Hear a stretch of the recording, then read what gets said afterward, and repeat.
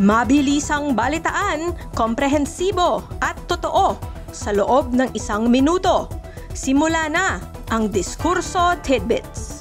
Sunog sa DPWH, iniimbestigahan ng NBI at BFP. Posibleng arson, tinitingnan. Trillanes, iginiit na si Bongo ang mastermind ng ilang infrastructure projects ng pamahalaan. Ombudsman Remulla, nais ipatupad ang 2016 dismissal order laban kay Senator Joel Villanueva.